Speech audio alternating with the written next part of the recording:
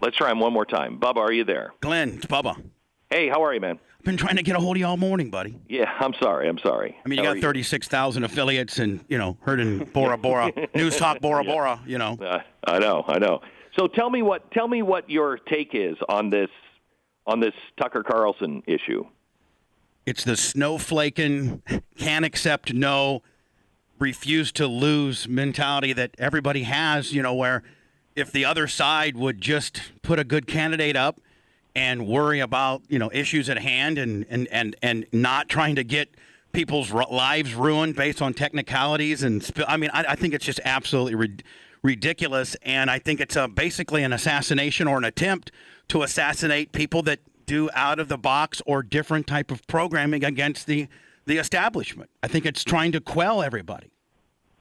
Any doubt in your mind that Tucker Carlson is not a racist, a misogynist, or a homophobe? Any doubt? My show is not a credible show, Glenn. We're not newsworthy at all. We're a guy. We're locker room talk. We're those guys. And Tucker, when he was not on the Fox, and he just got let go of MSNBC, and he just started the Daily Caller. That's this time period, and it was an uncensored guy locker room talk show.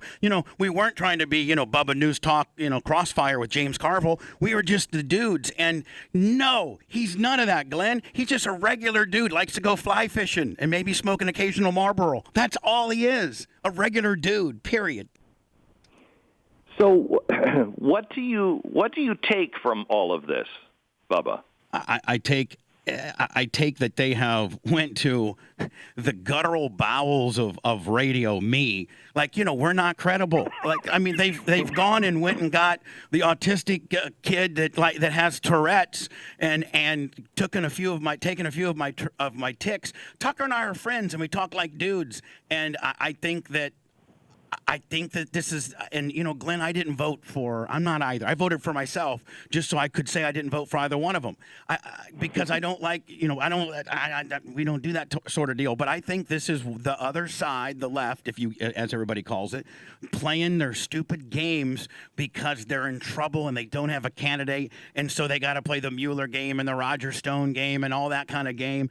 And now, why not take out one of the bigger, more powerful talking heads? On the other side, it's chicken crap.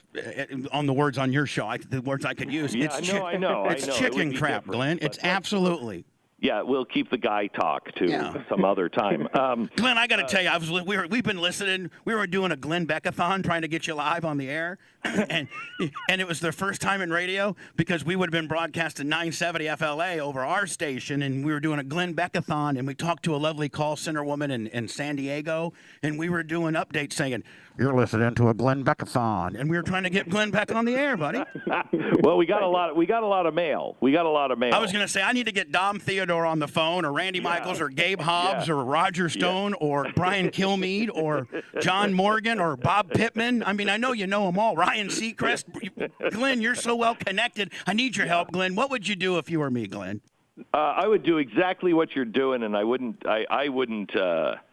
take any of this crap. I mean, you know who you are. You know what you do. And the fact that you don't do any politics, I would continue to do that. I would like to hear from you on what your audience is saying. Seeing that you talk to Democrats and Republicans, you're not choosing sides. Nope. What are the people in your audience saying about this? Well, not about this necessarily. This is just a witch hunt. This is, you know what this is? This is pathetic. I would hope that somebody could come up with a far better scandal than this. This is ridiculous. Trust me, I'm the king of scandals, and this is child's play compared to what I usually get into.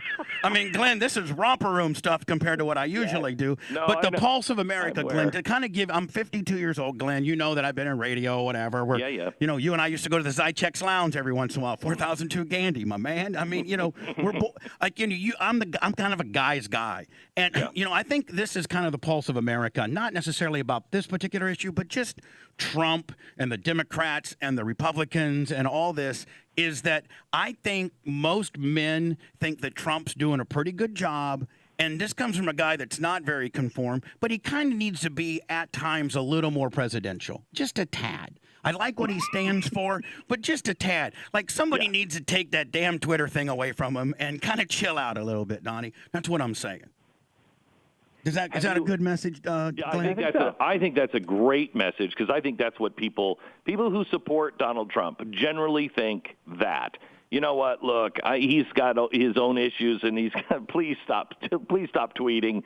A little bit. No, don't stop tweeting altogether. Just stop. Just back it down about 32%. That's it. Yeah. Okay. Have you talked to Tucker? I did. I talked to him just a little bit yesterday because he was in the middle of this, and I felt as if his monologue.